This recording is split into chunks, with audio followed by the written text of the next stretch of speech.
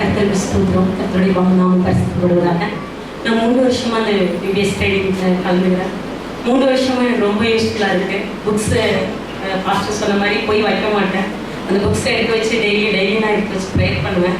அப்பா நான் கொடுக்க போகிற புக்ஸ் வந்து எங்கள் பிள்ளைங்களுக்கு ரொம்ப யூஸ்ஃபுல்லாக இருக்கணும். ஏன்னா நாங்கள் நடக்கிற கிராமங்களில் வந்து 100 பிள்ளைங்க அவ்வளோ வர மாட்டாங்க, 300 200 அப்படிப்பட்ட பிள்ளைங்க வருவாங்க.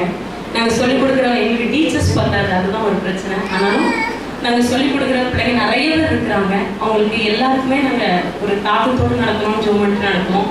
அந்த புக்ஸ் வாங்கிட்டு போய் தொடர்ந்து ஃபாஸ்டிங் இருந்து நாங்கள் ப்ரே பண்ணுவோம். அதுக்கேற்றப்ப அது எங்களுக்கு ரொம்ப யூஸ்ஃபுல்லாக இருக்கும். ரெண்டாவது இங்கே சொல்லித்தர பாடல்கள் ரொம்ப யூஸ்ஃபுல்லாக இருந்தது. அதுக்கப்புறம் அவங்க இந்த ஸ்டேஜ் பிள்ளைங்களுக்கு சொல்லித்தர அந்த கருத்துக்கள், அந்த பிள்ளைங்களுடைய குணாதிசயங்கள் வந்து உண்மையிலே என் பிள்ளையை வளர்க்குறதுக்கே எனக்கு யூஸ்ஃபுல்லாக இருந்துச்சு. என் பசங்களை நான் எப்படி வளர்க்கணும், அந்த பிள்ளைங்க எப்படி இருப்பாங்க, அது வந்து எனக்கு கொஞ்சம் கஷ்டமாக இருக்கும் வீட்டில் பிள்ளைங்களை நடத்துறது.